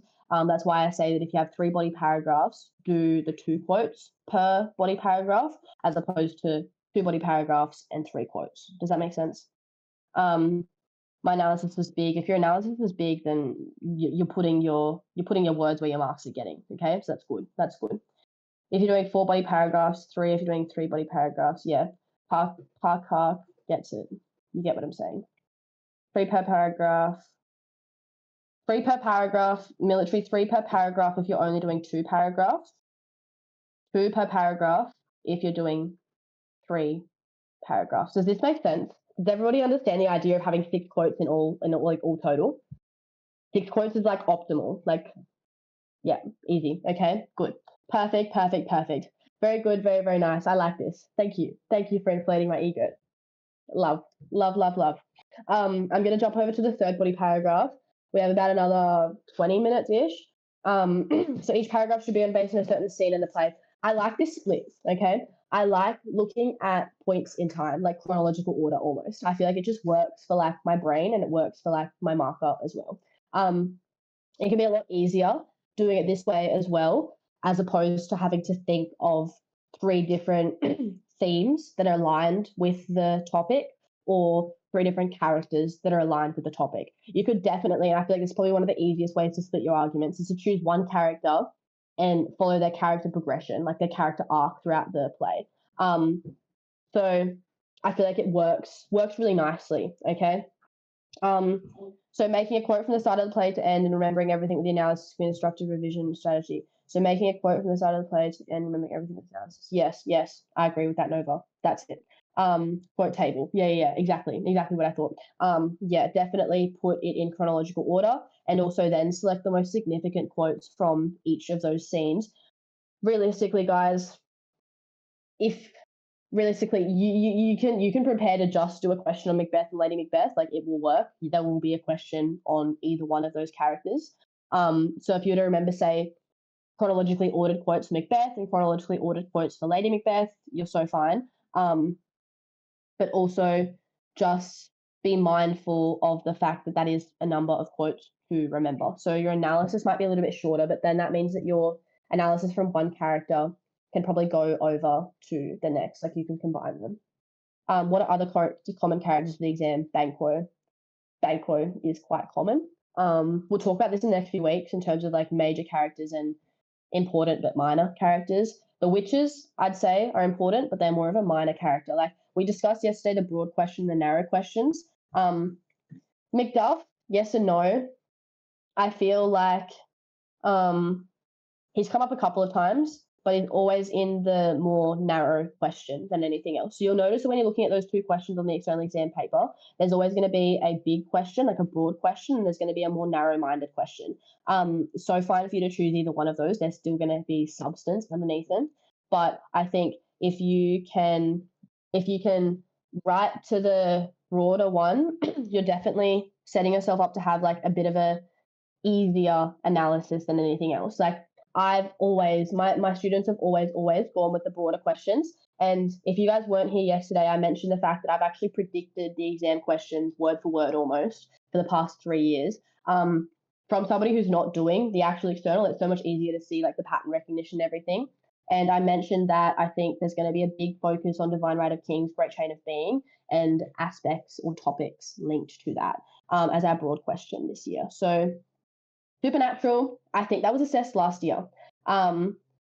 So yeah, I'll brew this over in my head, but this is something we're going to be unpacking in the next few weeks within these masterclasses anyway. So you guys will really get a good idea of what could be on the exam.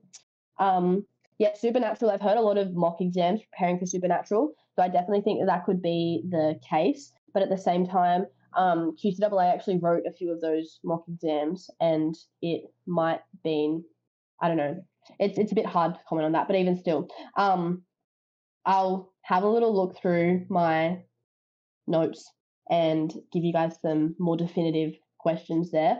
Once again, we're going to be going through 5 different questions together, so you guys will definitely have a bit of a understanding when it comes to how to actually prepare for each of those theses and how to actually structure those body paragraphs accordingly.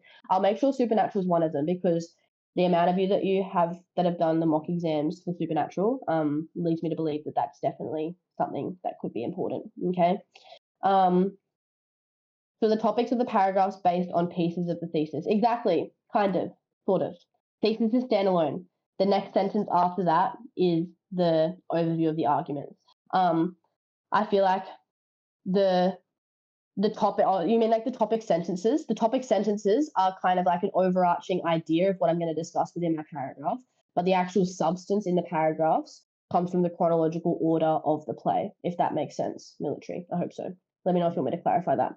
I'm going to go into easy. Wait, you want me to clarify that or it makes sense? Sorry, this is my brain questioning things. Let me know.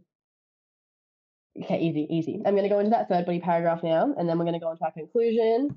Okay, so this is our like final like culmination. This has led to his downfall, that type of thing. So final downfall, that's the focus here. Once again, go through this analysis, sorry, this planning in your own time, but we're going to see how that actually transfers into the body paragraph itself. Starting with our topic sentence, which was red. Nice. Macbeth's reign becomes defined by insecurity, driving him into madness and tyranny and blinding him to the consequences of his actions. Okay. So once again, still relevant to the question itself. All right. I'm still making topic sentences based on that. I then go into my elaboration.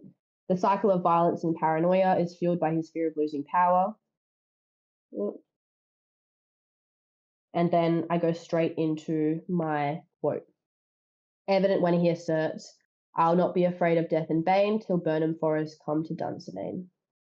This facade of defiance, this is all my analysis, this facade of defiance masks his underlying insecurity, clinging to the witch's prophecy for reassurance.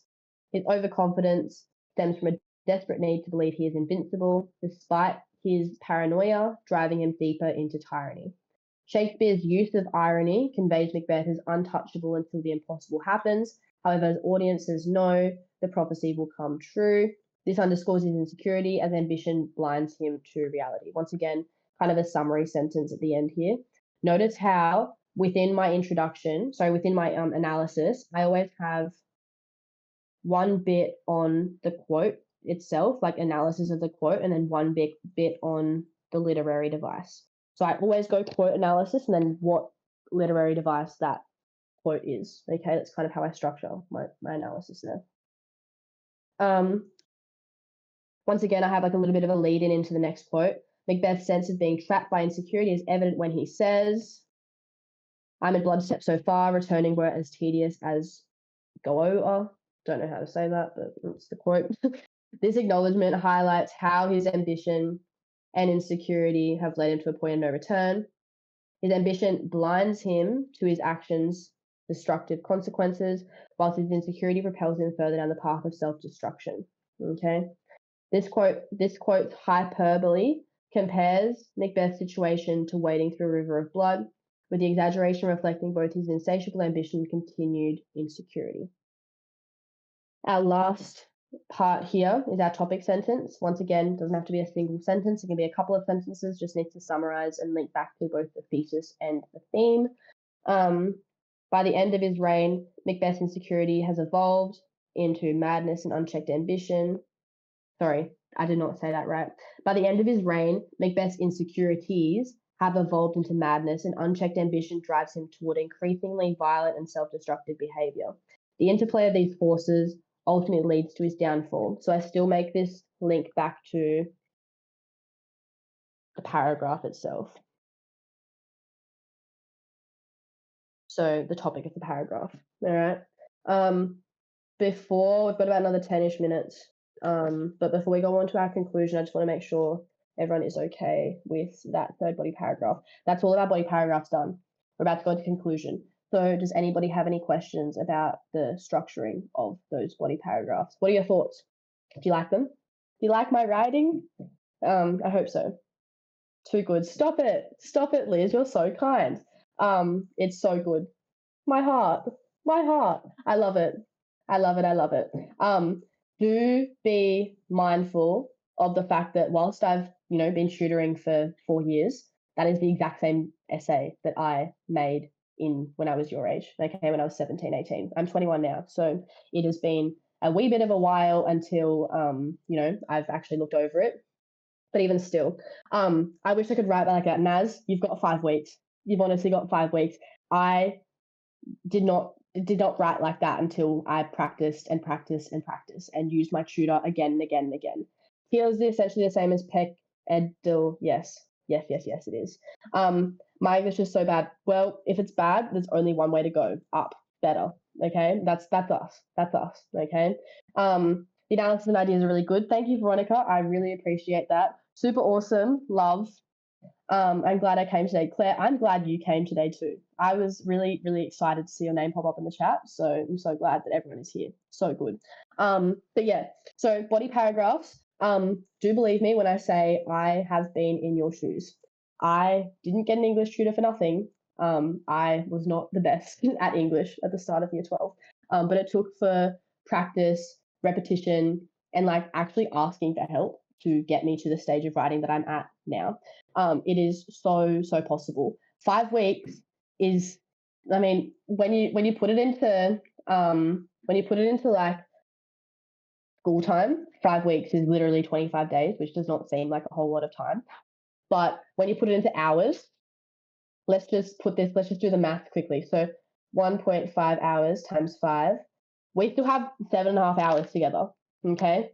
And that's the thing. Like, if you can learn this much in 1.5 hours, imagine how much is going to sink in 7.5, plus 5 essays with personalized feedback. You know what I mean? Like, you have room to grow. This is my first study session this holidays. Holidays have only just started, so that's great. I love your work, Nova. You're doing so well. I like how simple your work is to understand. This is great. I honestly love that you guys are taking so much out of this, because like I said, I've been in your shoes. I know that externals are not fun. And having somebody who's been there, done that, and more importantly, gets it, that's me, it can be so helpful. So helpful. But yeah, I think that it's going to be really, really helpful for you guys to actually understand what your markers are looking for, more importantly, how to structure your essay, how to prepare for English, the tips, the tricks, the strategies that I used to get 24 out of 25 in my external session. So, it's possible. I did get 100% in all of my internal exams, but that was really with the support of my tutor. The fact that I was able to do the 24 out of 25 independently was a huge testament to how much my, English exam results had improved over the year. Recording from yesterday, Naz, I'll follow that up for you particularly, but I'll make sure that everybody who came today gets the recording from yesterday as well, because they're definitely linked. Okay. Now, I'm super impressed to hear you guys enjoying things so far. Let's wrap this all up with our conclusion. Okay, and that's the last little bit. And then you guys know how to write an essay just like I did. So good. Okay, so let's get it done. Our conclusion now.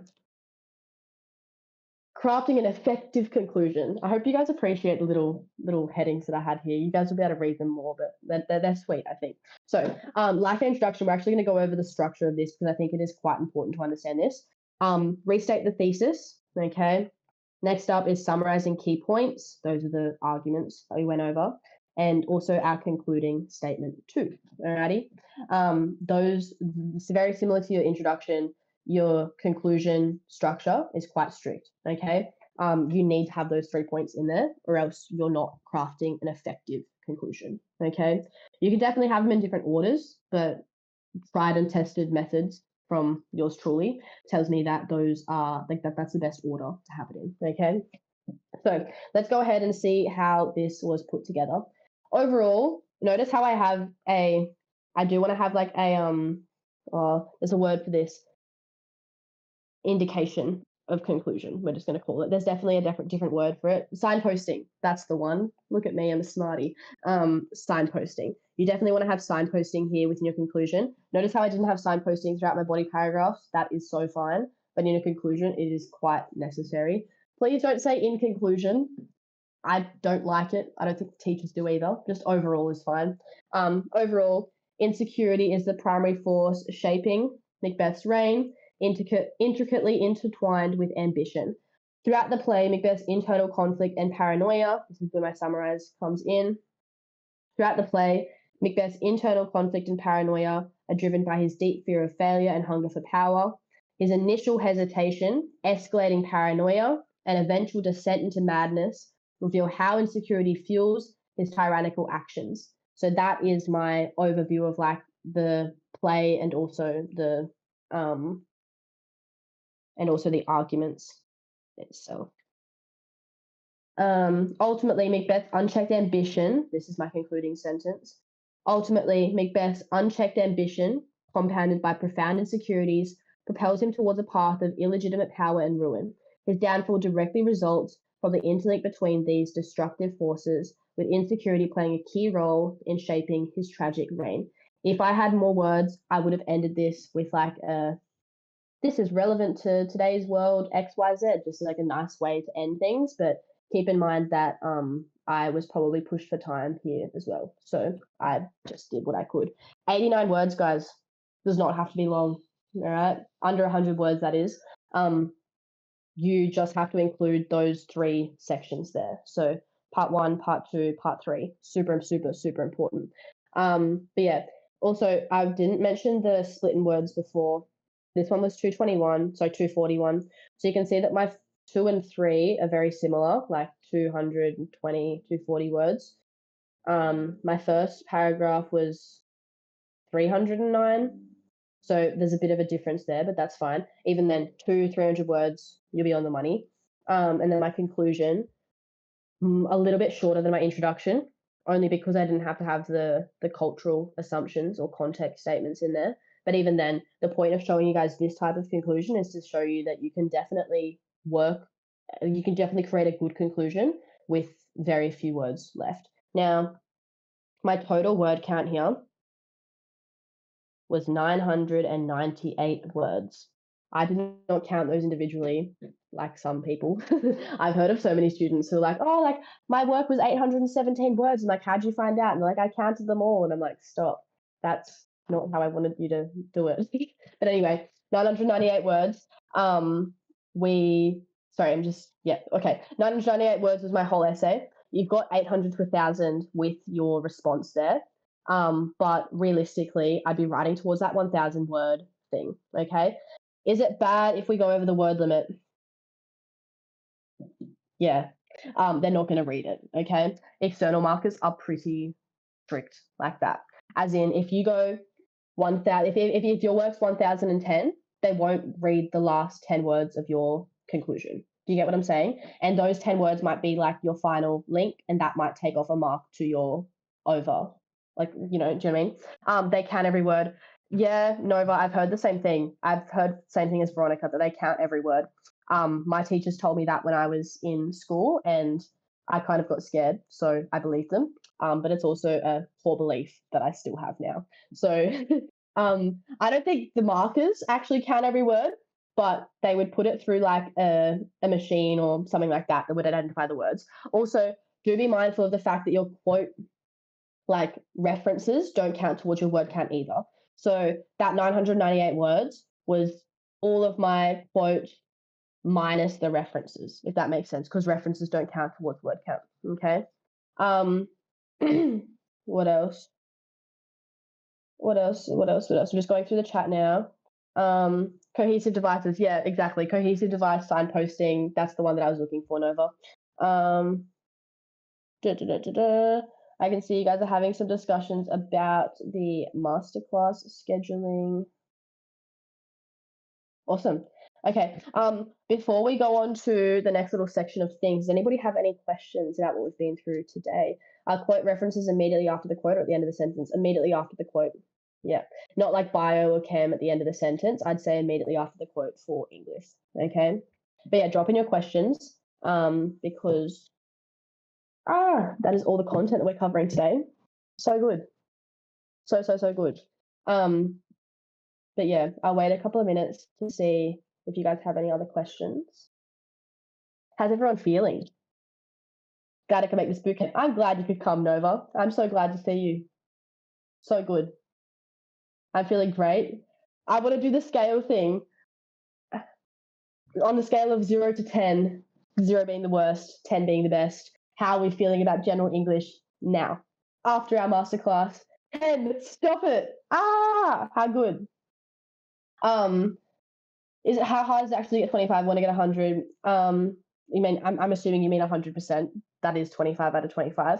But honestly, it all comes down to preparation. If you could prepare, fine. There is 110% the ability for you to get at least 21 out of 25 through these preparations. Okay, and that's with like, you know, coming from like a really poor English school. Realistically, the majority of you guys should be aiming towards that 23, 24, 25 out of 25 mark. And that is 110% attainable if you're willing to put in the effort, if you're willing to put in the work. Okay. But realistically, compared to other subjects, English was not the hardest. Okay. There is a process to follow. There are tried and tested methods that I've used over the past 4 years. I've supported 400 or 500 students with general English in particular in external exam prep. And there is a common theme between what sets the people apart who succeed and those who don't, okay? And all of that comes down to preparation, your consistency, your motivation, how badly you actually want to make it happen. If you want to make it happen, you're going to make it happen, okay? It's all up to you. I can be your vessel, I can be your support, but at the end of the day, the hard work really comes down to you. I like to think of tutoring as like a little race. You guys are running the race and I'm on the sidelines being a little supporter. Okay, if you run that race, I'm going to be supporting you the whole way. Okay, but it comes down to you actually, you know, running the race, actually putting in the effort. Okay. Loved your work. Thank you, Claire. I loved having you. So good. Do you reckon the quotes we went over yesterday are enough? If not, can you maybe give us a list of must-have quotes? This will be covered within our next few masterclasses. Also, yeah, I'll give you guys like an actual list of quotes that I would 110% take into the essay, so into the exam, as well as analysis attached to those, so that you guys can make them your own and essentially regurgitate those within the exam. Definitely will be getting that done for you guys. I think the next few weeks we're looking at quotes as well. So that'll be like a whole session on like just understanding that. In addition to the master classes, you guys will have like resources and things like that to actually take home, do before the session, that type of thing. So do make sure that you, you know, get on board. Okay. So much better than before. Love, much better. Honestly, my writing is terrible, but maybe an 8. Love that. Love that. Love that. We have 22 questions for analysis. Do check out QSH TikTok. There are some good ones on there. I actually make some of these TikToks, so the vibe, you know, you'll see more of that. I say that because I'm actually on 75. I'm fully locked in. How good. I'm proud of you. I'm going to react that too. Well done. Well done. Well done. Okay, so as you can see, Ollie's popped into the chat the link to receive today's content, as well as the link of, as well as the infographic of what we'll actually be covering over the next few weeks. You can see that our sessions start this Thursday, okay? Sign up for masterclasses ends tonight at midnight, okay? So it's 5 p.m. now, in 7 hours time. 7 hours time, we're not taking any more people. There is a limited amount of students that we can take forward into these masterclasses, and that all comes down to ensuring that you guys have the best experience possible with the takeaways you have from these masterclasses, and more importantly, the results you actually see from attending these masterclasses. Now, as Ollie's been answering some of your questions, I've seen that a lot of you guys are wondering whether or not you can just attend one masterclass, whether or not you have to attend multiple, etc., etc. It is a subscription basis, meaning by signing up tonight, you are signing up for the rest of the 5 weeks. But if you decide from week 1, you attend 1 week and you can't make week 2, these are pre-recorded. So these are not pre-recorded, these are recorded after our live sessions, meaning that you guys will receive the documents as well as the actual, you know, video script of what we've been through after each session. So you'll still have access to this no matter what. So you guys can attend live. If that doesn't suit your schedule, you can also get the recorded content. If you feel as though you're not seeing as much success or not getting as much out of these sessions as what you thought, which ideally would never be the case, you can cancel your subscription at any time, okay? So you got 5 weeks worth of time with me, and also the class sizes are very small. I think they're capped at about 10 to 12 students at the moment, meaning that the amount of like, connection, support, that type of thing you receive from me is going to be unparalleled. Like, it's literally going to be a quarter of the size, a third of the size of the class you have with your teacher. Okay. So I think that's another big thing to consider as well, is how bad do you actually want to ensure your success within English externals? I know it's only one exam, but English can seriously make or break your mark when it comes down to these things. Okay. So do put that into perspective. It's a 25% exam. It's definitely not as much as some of your other subjects. But if you can have English sorted, it's going to give you so much more time, energy, and mental space to focus on the other subjects as well. Okay. So registration closes tonight, midnight. What sessions do I teach? At the moment, I only teach general English. Okay. Do we have to fill in that form again to get today's content? Yes, military, you do. Okay, we get feedback from each session just because I really like inflating my ego, if I put it bluntly. But yeah, no, you do have to. How long are the classes? 1.5 hours. How could I forget? 1.5 hours each week with me. That's 7.5 hours worth of content. Just think about how much time or how much you've taken away from today's session, which realistically an hour 45, same type of thing. But think about how much you've taken away from today's session and times that by 5. That's how much you're going to be getting. Plus, I almost forgot the most important part. By signing up to these masterclasses, you guys actually get exclusive access to the resources that I use to study. More importantly, the resources that I've created for students in your shoes to ensure the best marks possible. So this includes everything from quotes from themes, character analysis, words you can use to describe characters, basically everything that we went through yesterday, I pulled out from our resources that I am giving you guys by signing up for these masterclasses. So you get exclusive access to those resources. That's typically something that people pay for on top of tutoring, okay? So not only are you guys getting the weekly sessions, but you're also getting exclusive access to these resources that I can guarantee are going to lead you to your success, because that's what I've used to become who I am today, okay? So that's another big thing. You also get exclusive invites into a special Discord channel where we'll be giving you guys daily accountability checks and also some additional support, additional questions, that type of thing. And also, as I mentioned throughout our masterclass, each week you'll be given a new exam, a new exam question, and you'll actually receive personalized feedback on your response by me for your writing specifically. As in, I wrote so many different exams, essays, etc. throughout my external preparation, but my teacher would literally take like 2 weeks to get them back to me because everybody else is doing the exact same thing. If you use this support service and if you use this network you're about to create to secure your exam success, you will get your feedback back within a week, probably even sooner, realistically, if you submit it within a certain time frame. Also, 24/7 tutor support from me. This is my only job, guys. I don't go to uni. Some of you guys will probably judge me for that, but that's so fine. I got a 99.95. I just, I felt called to do other things, and that is help other students like you. So I am completely committed to ensuring your success. More importantly, if you guys put in the effort, I will make it work. Okay. 24/7 specialized support, marking and feedback. I feel like the marking and feedback is the most powerful thing of this, because you can mark your own work, you can get feedback from your teachers, but the fact that this is actually like by me, somebody who gets you, it's just so different. Okay. So do make sure. My teacher left on vacation. That's rough. So rough. I feel that. I had a change in teachers so many different times. Masterclass we need for the recording, correct? Yes. Awesome. Does anybody have any questions about what we're going to be covering in the next few weeks? I'm so excited. I really hope to see the majority of you guys there, because I feel like, this session has been so good. So good. Like I always walk away from these sessions just so pumped because I've supported so many kids. But more importantly, I guess that's up to you guys. Like, do you guys have any other questions about what's going on in the next few weeks? Do let me know. Okay. Surely not us finishing quantum physics. Yeah, I agree with Hark there. That is crazy.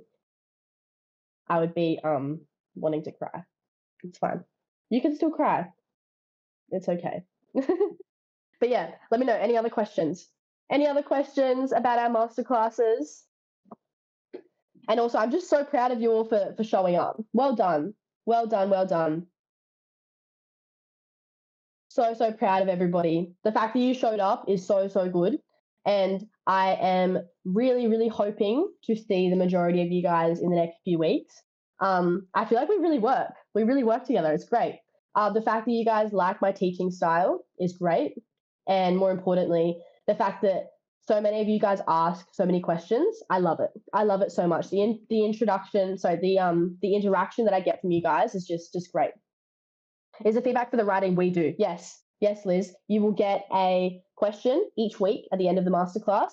You'll write a response in your own time, and then I will mark that, as in I will mark that for you, send it back to you personally. We can even have a little discussion about it if you guys need some more clarification, but that's probably the biggest part about the mentorship program, is that you'll be receiving individualized feedback based upon your exam results, okay? Nova, if these are things that you can't fit into your schedule, just remember that they are recorded, okay? So they will be sent to you. If it's still something that you're interested in pursuing, then you can definitely still get sent the recordings, okay? So they're not just live, they're actually recorded for the students that sign up as well. And also that means that anybody who does attend live, who, say, needs to go back over content, that type of thing, you've definitely got the option to do so, okay? I'm saving at the moment. My parents definitely won't pay. Well, put this into perspective, Nova. I personally charge students upwards of between $80 and $100 per hour to work with me one-on-one. You're getting the exact same support as normal tutoring, but as a fraction of the price. And the only reason why we can do this for you guys is because we've partnered with QSH. And generally speaking, this is not something that we would ever do outside of this. Okay, so do take advantage of the significantly reduced price here. Okay, this is a quarter of the price of what you would be paying for a standard one-on-one session. So do be mindful of that, okay? Bye, everybody. If you're leaving at the moment, I really love your support and your interaction. Thank you again. I'll see you guys soon. Alrighty. But yeah, that's about all from me. I will stay to answer anybody else's question. But yeah, thank you, Nina. Thank you, Veronica. Thank you, Liz. What time of the day is the masterclass be running at? Thursday 6 or 7:30. Woo! Let's get it done. Thank you for this. Thank you, Nova. I'm hoping to see you in the next few weeks. Okay. Awesome. Perfect. Thank you, Naz. Thank you for your participation, everybody. I really do appreciate it. But yeah, Thursday 6 to 7:30 is general English. I'll see you guys all there. Time to look into physics. It's so fair. I'm thinking of you, Nova, manifesting your great marks. Awesome. And also, if you can't make Thursday session, they're always recorded, okay? So you still have access to them, say, by Friday morning, okay?